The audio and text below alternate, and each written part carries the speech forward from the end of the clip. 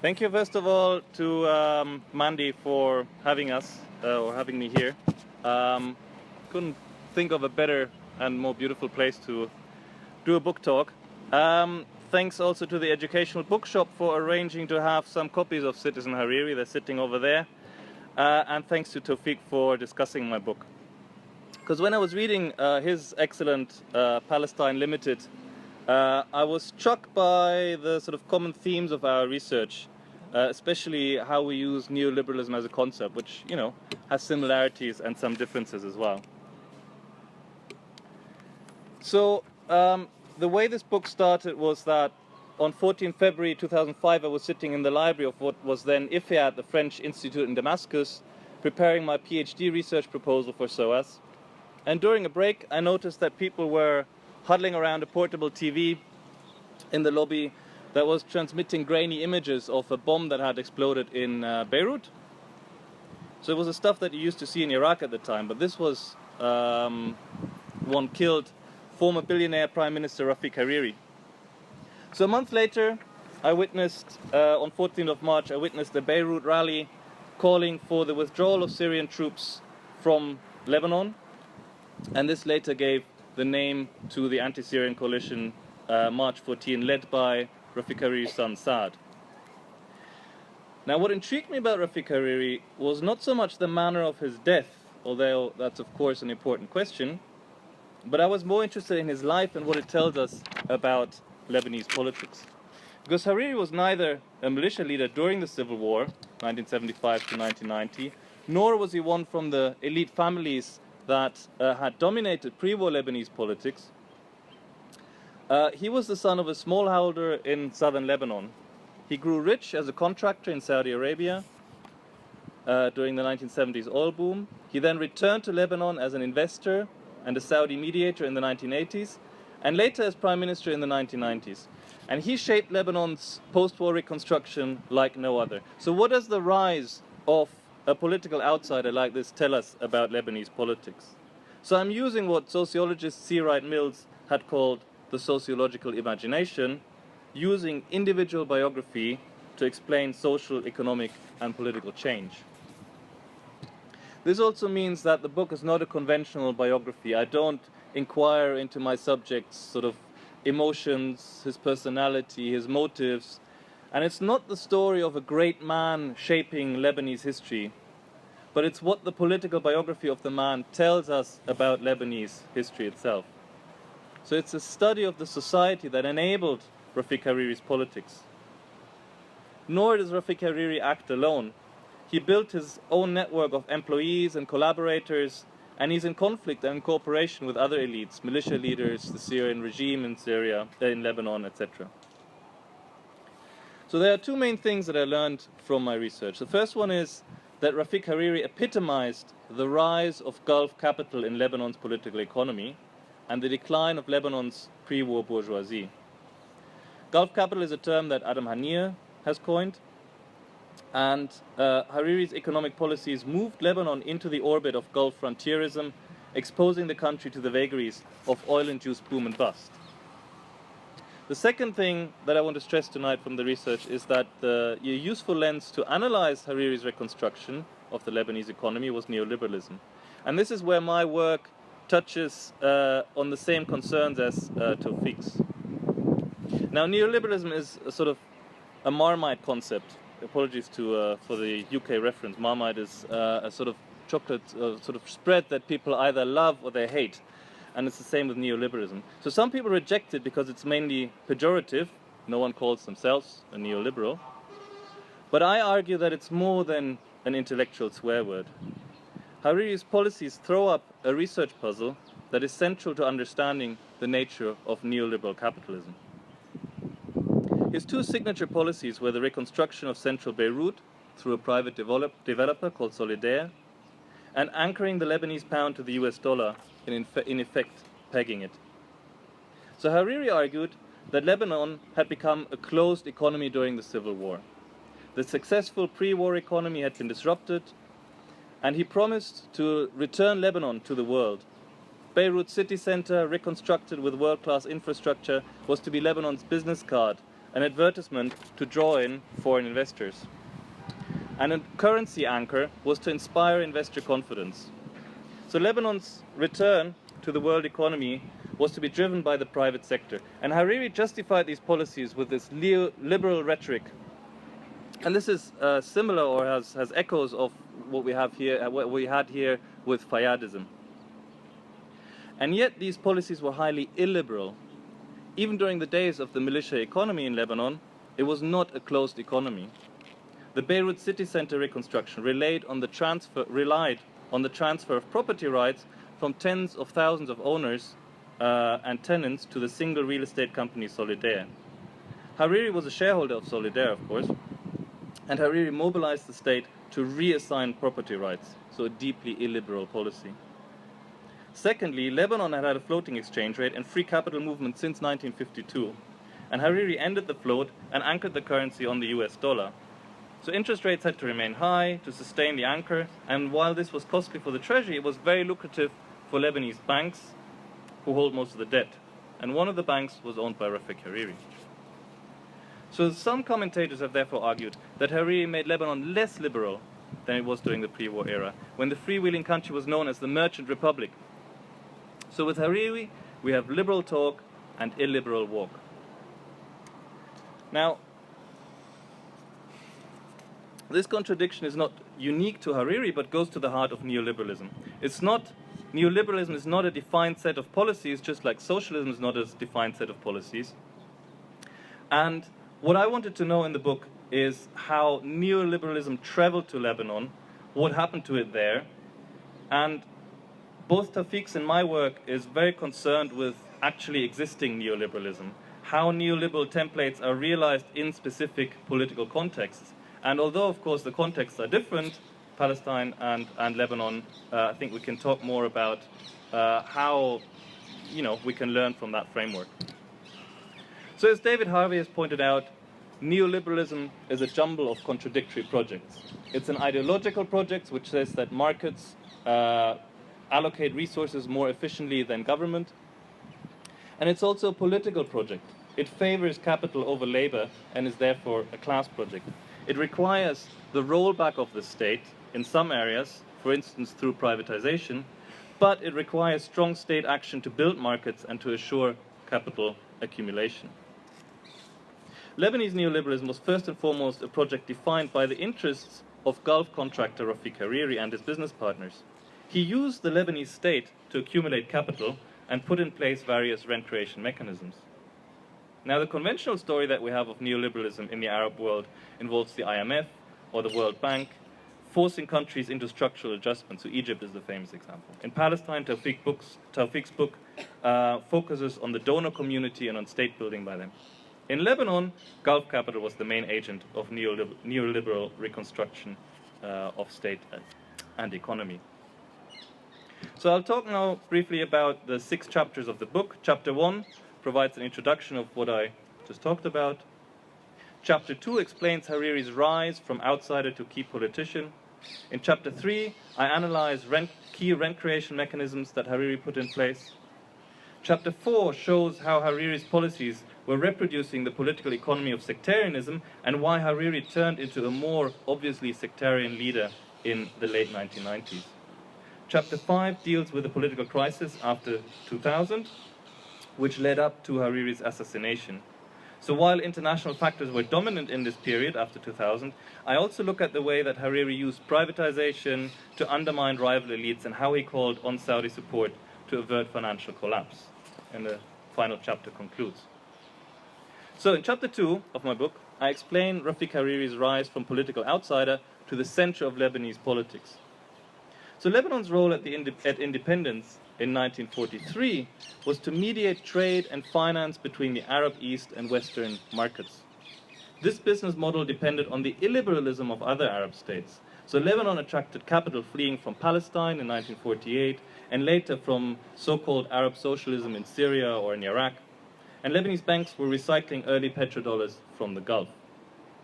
A few families had monopolized trade and finance, and this bourgeoisie dominated the politics from the onset of the civil war to the onset of the Civil War in 1975, earning Lebanon this label of emergent republic.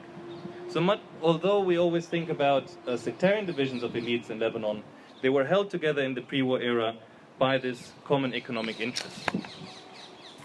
Hariri didn't come from this elite. He was born in the southern city of Sidon. His father lost a fruit orchard to a creditor and was reduced to wage labor. So he was one of the victims, in a sense, of the inequities of the pre-war laissez-faire political economy. Now, in the 50s and 60s and 70s, several challenges arose to that pre-war system. Firstly, popular movements started pushing back against these political bosses and the bourgeoisie.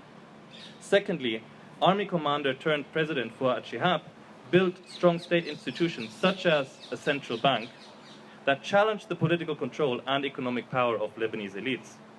And these institutions are also going to be important later in my story, because Hariri repurposed many of these strong state institutions for his neoliberalism.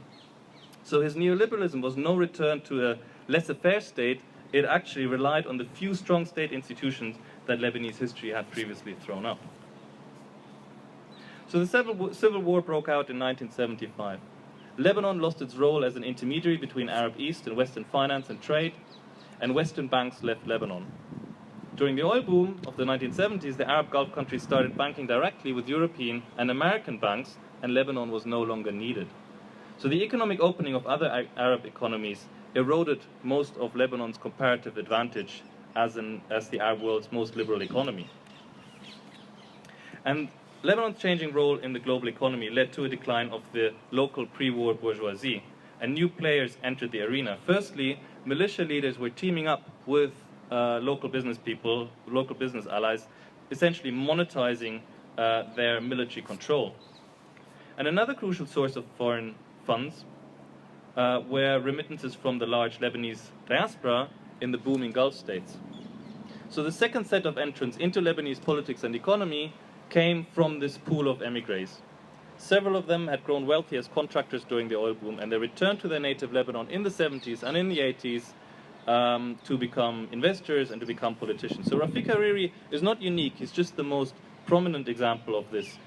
Other examples include Najib Mikati, who also became prime minister, Issam Fares, who became deputy prime minister, and Mohammed Safadi, who was finance minister at some point. Hariri went to Saudi Arabia in 1964, and a bit more than 10 years later, he succeeded as a contractor in 1976 when he teamed up with a well-connected Saudi engineer who had access to royal contracts. So the following year, King Khaled put Hariri and that engineer in charge of a hotel called the Masara Hotel in Taif, which Hariri realized sort of in a very record time with little regard for cost, and that's kind of one of the founding myths of Hariri, how quickly and amazingly he could build this hotel. And apparently the king was so impressed that he bestowed Saudi citizenship on Hariri. And at the time, this brought tangible benefits, economic benefits, in a kingdom where lucrative contracts were only open to nationals. Hariri also bought Auger, the French construction company that he had recruited to carry out this hotel contract. And the company became the heart of the Hariri conglomerate. So was Hariri a Saudi capitalist, or was he a Lebanese capitalist? And here I like Taufic's notion of chameleon capital that he applies to Palestinian business tycoons in the Arab world. They're Jordanian in Jordan, they're Saudi in Saudi Arabia, and they're Palestinian in Palestine. Significantly, for Hariri, the source of the original sort of capital accumulation was in the Gulf. Now, chameleon capital changes its color by necessity, but it also seeks a permanent home in a state that they can shape according to their interests. So Hariri shaped Lebanon's Neoliberal Reconstruction, and the Palestinian diaspora capital teamed up with Arafat and later Salam Fayyad to shape Palestine Limited, as you called it. Now, Hariri's promotion to a national and even international role came after the Israeli invasion in 1982 of Lebanon. And that was when he started preparing plans to rebuild central Beirut as well. After the shelling of West Beirut had forced Arafat and his PLO fighters to depart to Tunis, Hariri organized the cleanup of Beirut and of the rubble. he appears to have taken that initiative and then approached the Saudi king to pay for it. So the cleanup was a way for Hariri to kind of advertise his political usefulness in Lebanon to the Saudi king. And it was after this cleanup that Hariri started acting as a Saudi mediator between the warring parties in the 1980s in various sort of peace initiatives. And of course, he was involved in the Taif Accords, which helped end the war in 1989. Now, Hariri's diplomacy during these years tracked Saudi and American priorities. By the time the Taif Agreement was reached in 1989, Washington and Riyadh had pragmatically accepted that Syria was the main power in Lebanon, and Syria's main Lebanese opponents were being sidelined, such as Michel Aoun, Amin Gemayel, and later Zamir Jaja. Now, in return for the Saudi support in Lebanon for Syrian-dominated post-war order, the Saudi representative Rafiq Hariri was playing a central role as prime minister. So to summarize, there are two factors that explain Rafiq Hariri's rise from political outsider to prime minister. One was that Hariri was one of several Lebanese-born Gulf contractors who were seeking to shape the post-war economy and politics since at least 1982. And the reason why Hariri became the most politically influential player of these was the strong Saudi support he enjoyed. So Hariri embodied a sort of Saudi-American rapprochement with the Syrian regime. This was linked to the Cold War, Syrian participation against Saddam Hussein in the Gulf War in 1991, and the peace process with Israel. And once that international situation changes after 2000, Hariri's situation also becomes untenable. And I return to this theme in chapter 5 of my book. So in chapter 3, I deal with the political economy of reconstruction in the 1990s, and I break it down into rent creation mechanisms. So how rent is created, who appropriates rent, and how it is shared, and what institutions and elite networks govern rent creation and rent sharing. So the reconstruction of central Beirut was the centerpiece of Hariri's economic policy. And you see pictures these days of sort of glitzy downtown Beirut, and it's sort of, you know, an advertisement for, supposed to be an advertisement for Lebanon.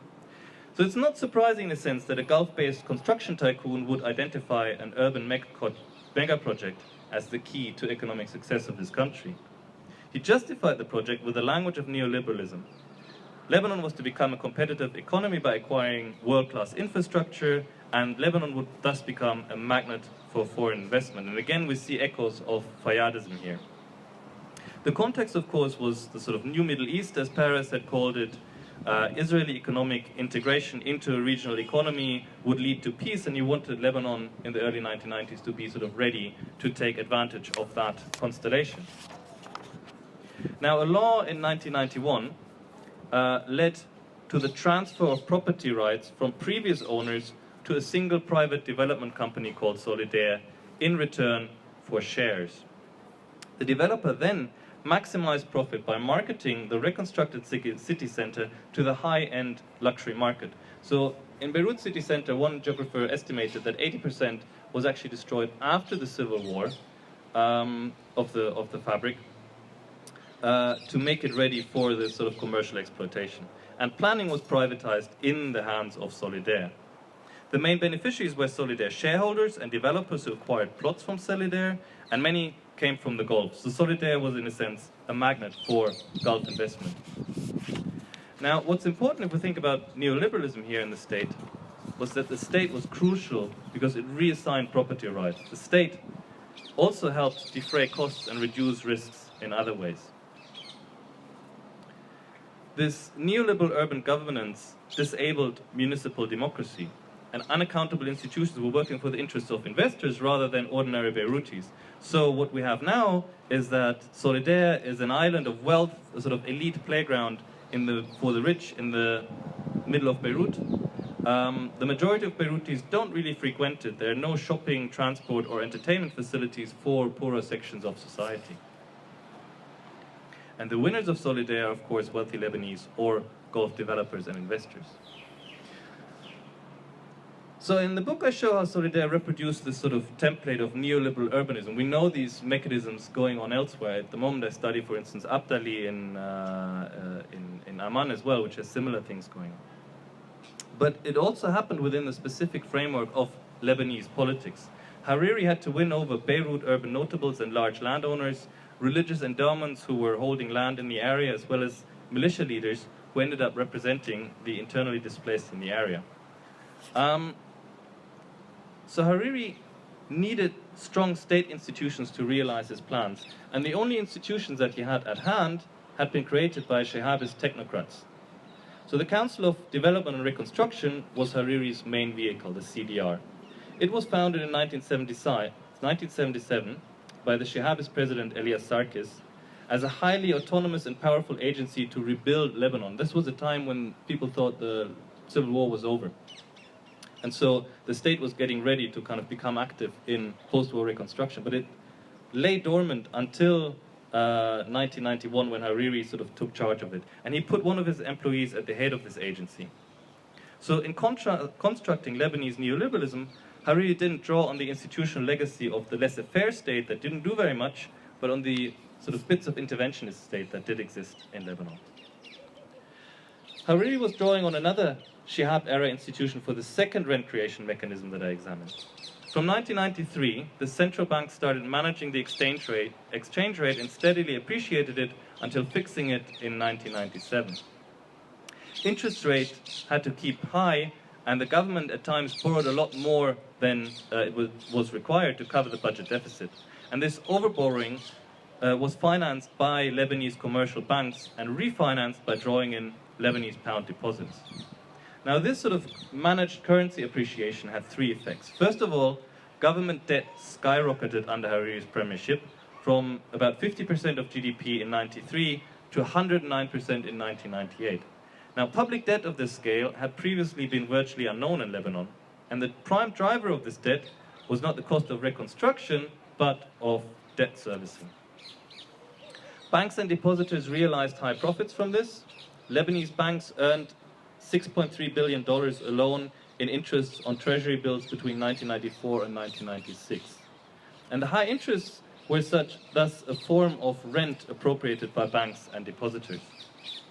Another effect was crowding out of private sector investment. So for banks, it was simply much easier and simpler to lend to the government than to private businesses or households, and this depressed private sector investment, and you can imagine what effect that has in a post-war economy.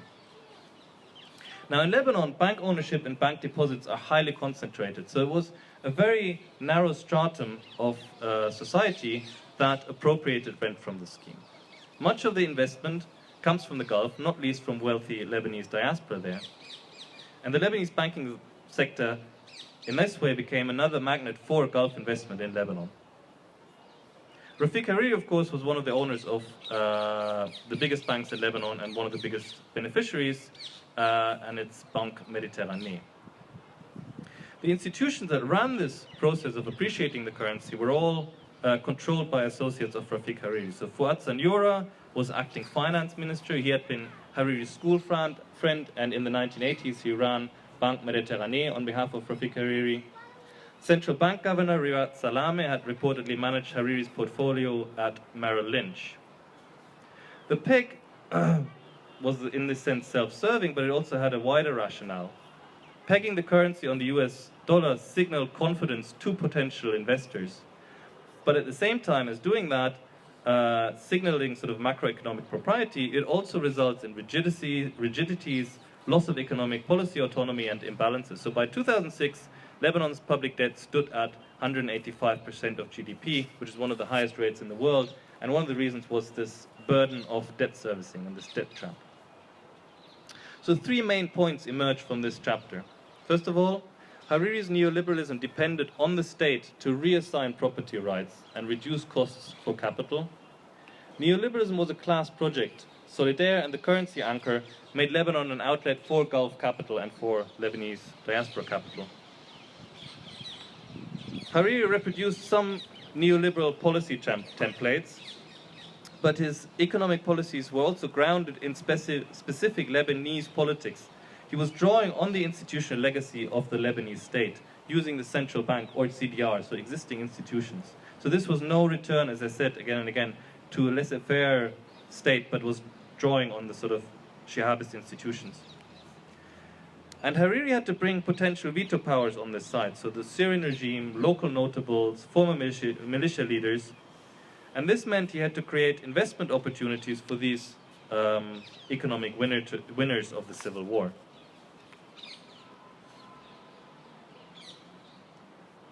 In chapter 4, I look at the political economy of sectarianism. I argue that the wider social effects of Hariri's economic policies were unemployment, continued poverty, and inequality. And this reproduced the political economy of sectarianism, where the majority of the population continues to rely on resources controlled by politicians for access to jobs, healthcare, or education. And once you're in that situation, of course, it becomes easier for politicians to exploit that.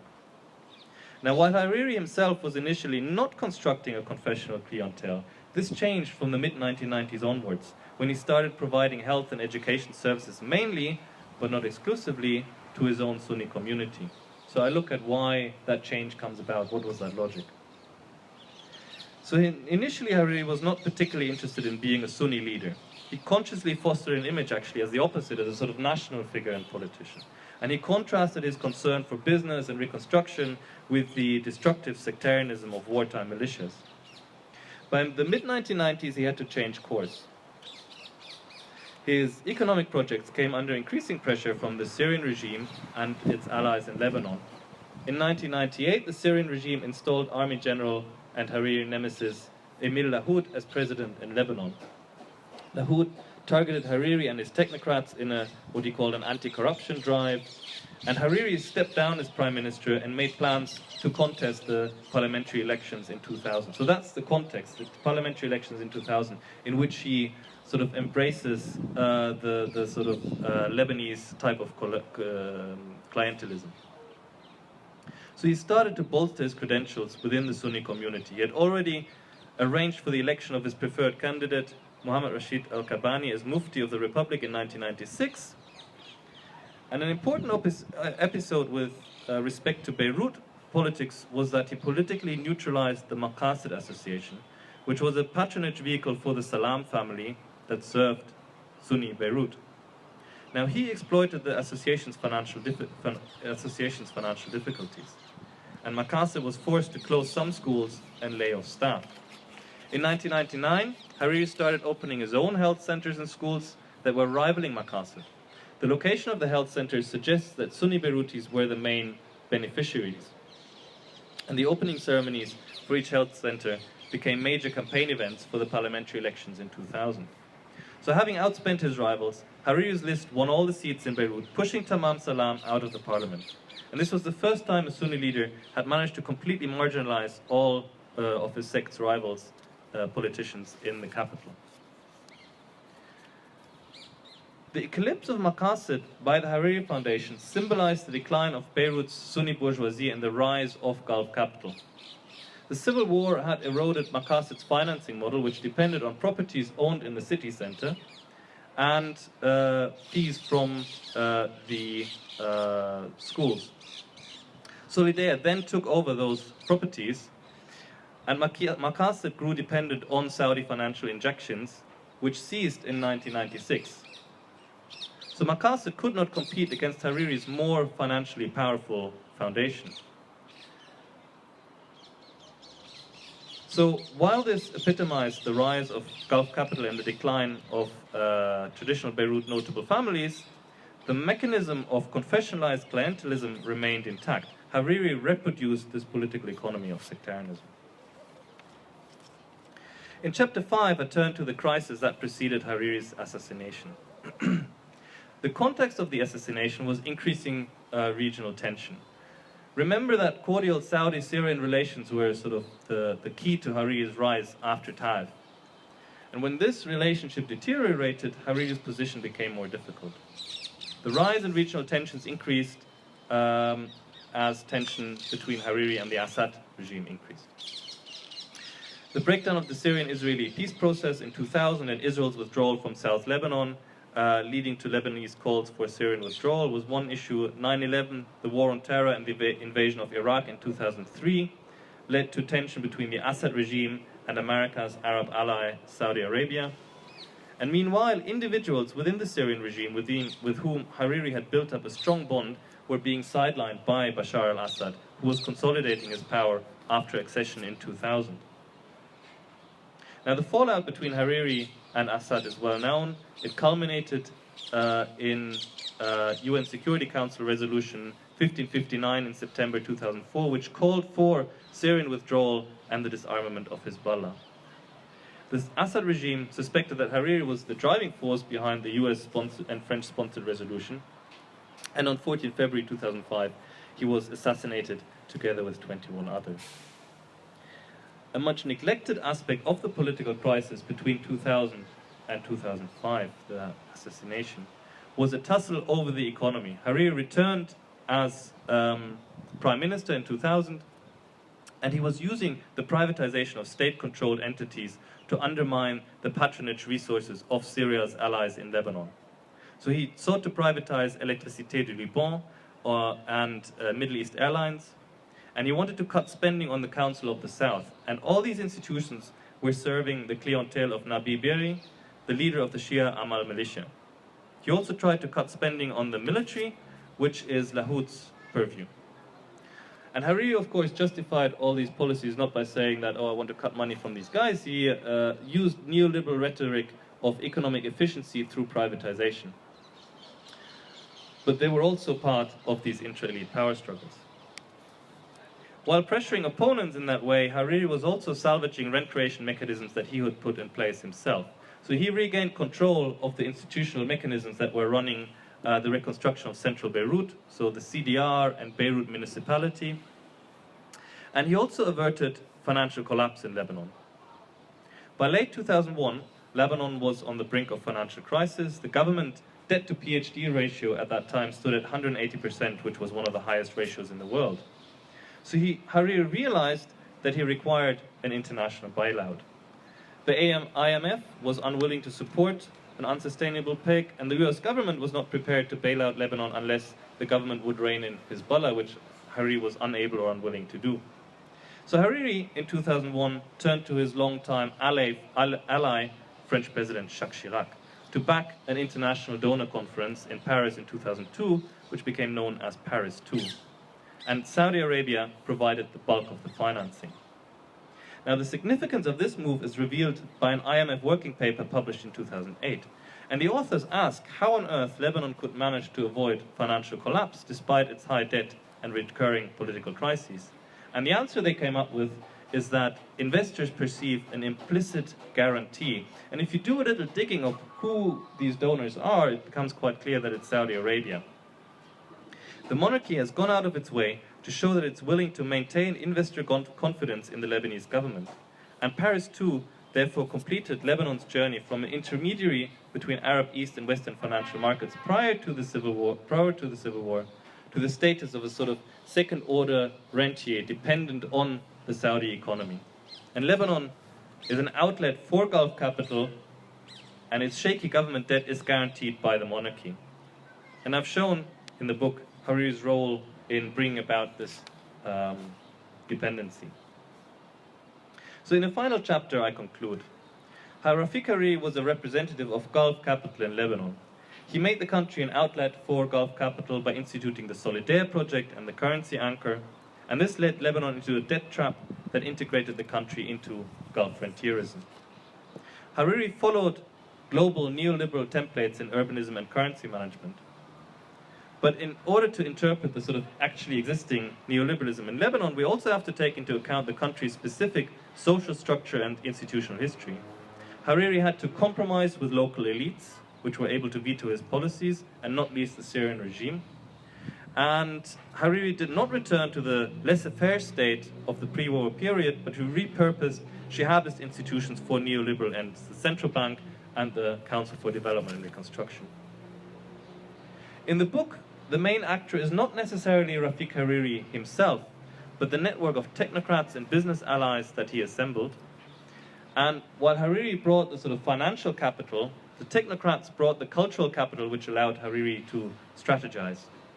The billionaire himself did not come up with the plan to anchor the currency, and he relied on his technocrats to deal with the IMF and to set up Paris II negotiations. And he also poached experts in local electoral mobilization from Sunni institutions in Beirut. So the history of this Hariri network is actually really interesting, and you can read in the personalities the sort of twists and turns of his own political project.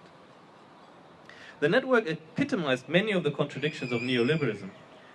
For Hariri, neoliberalism is a class project. It's a sort of for self-enrichment. And for his technocrats, it's an ideological project of saving Lebanon's economy from predatory militia leaders. And I wonder if, again, we have echoes here of sort of Fayyadism, where you have technocrats who sort of dream to turn the Palestinian economy into a sort of neoliberal market economy, and local capitalists who sort of have their own agendas in that respect.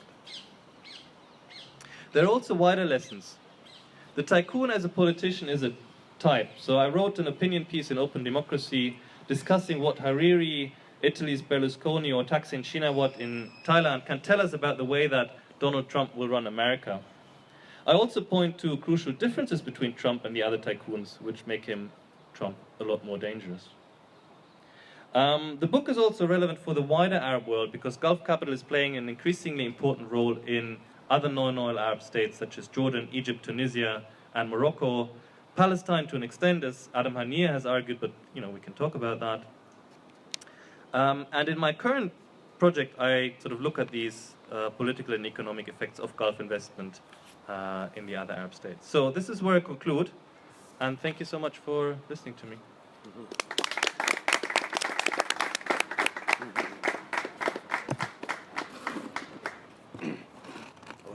Hello. Everyone hears me, yes? Okay, good. Well, I hope you see from this presentation that Hannes's work is it's a sophisticated, complex accounting of the Lebanese scene, neoliberalism in Lebanon, and I highly enjoyed the book. I must start by first saying that I only finished reading the book today, and so in a way, it was very helpful to hear you sort of give us the cream of the project. But like any good book or any good movie, I also feel it takes some time for the messages to sort of settle a little, and for you to develop exactly what you see is both the unique contributions of the book and what we can learn from it. But I should start by saying that I highly enjoyed the book and do feel that it has a lot to contribute, particularly in terms of bringing this story together of this neoliberal experiment through the character and biography of Rafik Hariri. As I'm reading this book, as in other contexts, neoliberalism tends to reproduce very similar mechanisms and techniques and technologies of control and rewriting social orders and social relations. And so it's perhaps only natural that I begin to see see parallels to the Palestinian context as I read them.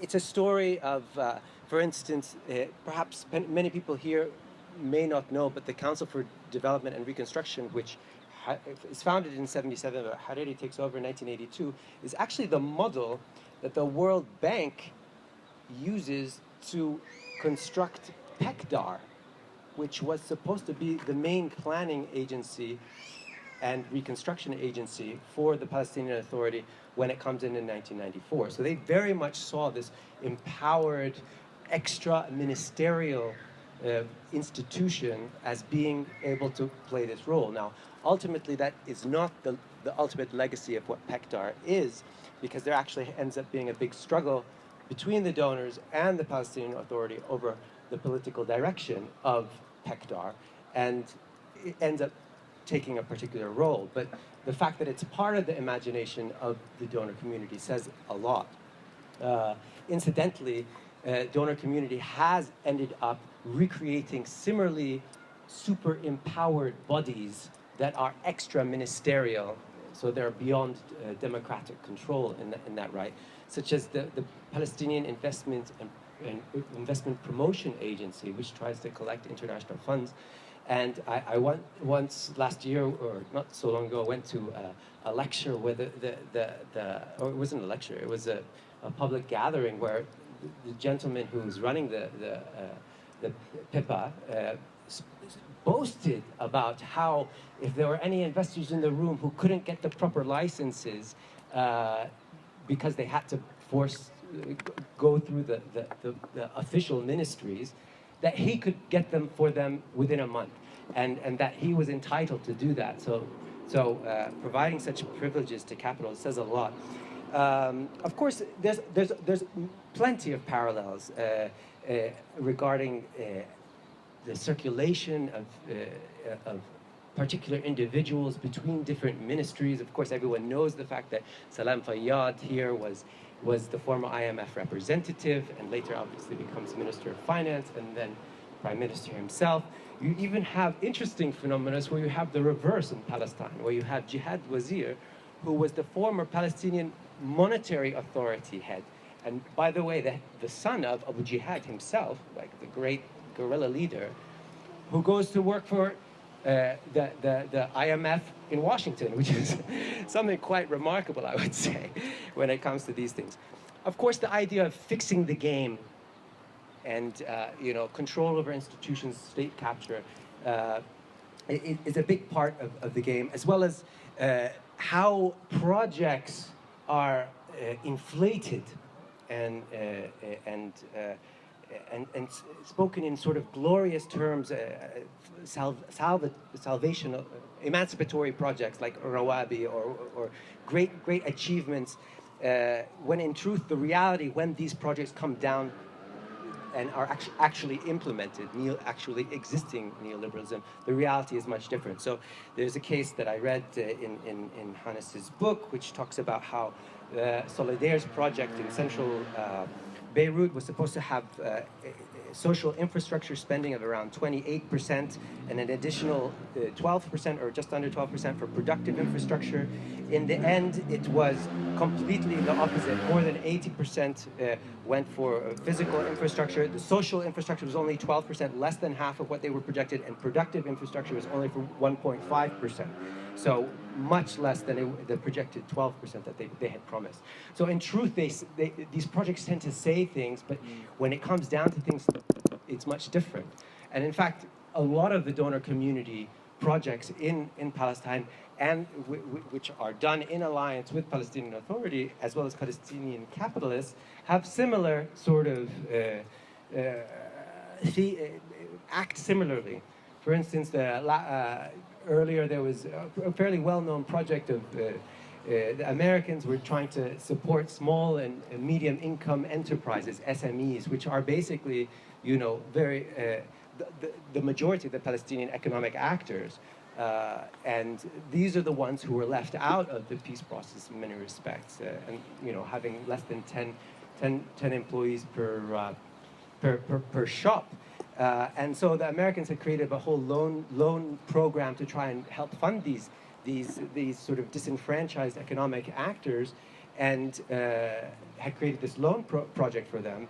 In the end, when the money was actually distributed, it turned out that the money went to some of the big construction magnates and went to the building of the Movenpick Hotel in Ramallah. And this was justified, of course, no small or medium income actors, but justified on the basis that at least they had a lot of employees, and then maybe these employees would, get some money as well, instead of it going around. So these are sort of just very similar off-the-cuff themes that I'm talking about. But what's more interesting is, instead of these small details and sexy details about, like, revealing the sort of minutiae of this sort of dirty back world of politics and donors and structures and institutions, is the bigger picture. Hannes has an advantage, in a way, insofar as he has the character of Rafiq al-Hariri to organize his project around. And it's very helpful in that respect, because he can talk about how this poor son of an orange farmer, coming from, influenced by the Arab nationalist movement, which I want to say was obviously an anti-sectarian movement, he follows the arc of it from his accumulation in the Gulf, eventually back to Lebanese politics, working around Reconstruction. Incidentally, these guys had their eye on Reconstruction very early in the game, very early in the game. I mean, they founded the Council for Reconstruction and Development in 1977. They had 13 more years of civil war to go through. So it tells you something. And then how the larger political economy, regional, international, neoliberalism itself, begins to inform, is the heaviest, is the real actor, which informs and irrigates and creates the opportunities and limitations of Hariri's activism, political, economic, his accumulation and his political action, resulting eventually in his sectarian turn and his deepening of the sectarian nature, reproduction and deepening of the sectarian culture in Lebanon, and eventually his assassination, partly as being a figure of it. In Palestine, we don't have such a figure who can unite. And if there's a figure who is in parallel to Hariri, it's actually not Fayyad. It is actually a similar class of construction magnates who accumulated in the Gulf, who became some of the major financiers and benefactors of the peace process and the reconstruction processes that were taking place as a result of the Oslo process. So we're talking about Munib al-Masri, we're talking about Saeed Khouri, Hasib Sabbagh from CCC, we're talking about, but Bashar al-Masri is a whole another dragon unto himself, because he's a creation of the peace process itself. His accumulation isn't even from the Gulf, it's from the process itself. So he's a particularly speculative, predatory entity, so to speak. But these are the characters who play a role in the Palestinian, these are the Palestinian equivalents of Hariri. But when I wrote my book, we had no Hariri to follow. So what I tried to do was I was trying to tell the story of the larger political economy. I was trying to do the reverse of what Hannes has done, okay? Speak about the larger donor, Israeli, Palestinian, historical, political, economic context, the local OPT context, and then how in the Palestinian context, rents emerge and are created deliberately, instrumentalized through the donor process to try and realize certain political and economic and ultimately political economic ends. And what I argue in my book is that because Palestine was so particular, the rents end up going into investment that is so speculative and predatory that they are productive in context of both war and peace. That's why you have situations like the situation in Gaza, where the electricity generator doesn't even create enough electricity, but it's still a profitable entity, even when it's bombed by Israel. These are the investments. In what Hannes is doing is he's talking about creating Solidaire and central Beirut becoming a new project of accumulation of Gulf capital. What I feel, part of what he's highlighting, how the rent circuitry is becoming re-circuited through the institutions of the state and this sort of game. Of course, the bigger, where my work and his work connect is actually in the back room. Who controls the rents? In his case, it's the Gulf capital. And that's what, in the end, Hariri is killed because of his rent providers and their political agenda over Lebanon. In the end, despite Hariri's desire not to be a sectarian leader, he was a Sunni construction magnate working in Lebanon in a sectarian context, which forced him to play the sectarian card. In Palestine, we have what I describe as chameleon capital, which Hannes described. Now, chameleon capital is a concept that I developed to mean basically that these capitalists who made a lot of wealth providing services to Gulf countries, very wealthy Gulf countries, oftentimes as intermediaries between the West and the Gulf, because they're not part of Kuwaiti or Saudi society, they change their color to the existing regime. In Palestine, there is no state, though. They are historically Palestinian, but in Palestine, they fetishize the Palestinian nation. But these are the same actors who are also accumulating in Jordan and also in the Gulf. So when we look at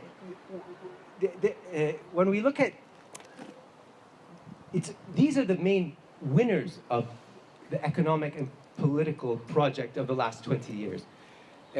Fayyadism leads eventually to the rents of peace building and state building getting redistributed amongst them, together with the widening of the pie with a local set of elites.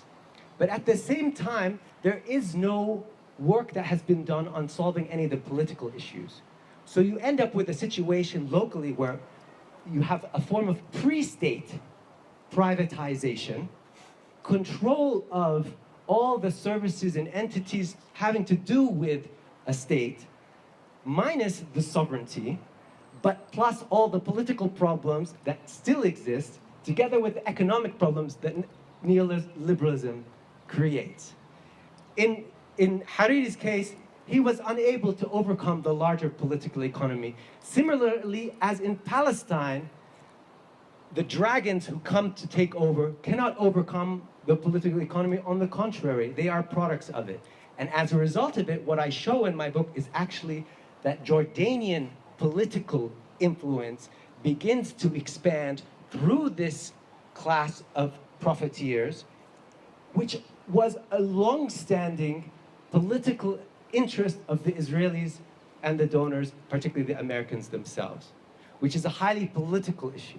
In the end, and no one has, this issue is still an outstanding issue in Palestinian politics, but one that has not been discussed. In the case of Hannes, what happens is you have Hariri pushing, building, creating, making a lot of money for him and his people and his Gulfies, but at the end of the day, he can still only be seen as a sectarian character that has centralized the work of Gulf Sunni interests in Lebanon, and his successes become actually his failures, because his success in centralizing the projects allows later on for its decapitation, which results in actually them losing completely Lebanon. And that's the situation we have in Lebanon today, to an extent, without saying too much. So I'll leave it there. Maybe I've said a lot, but thank you for the rich book, and thank you, Mandy, for organizing.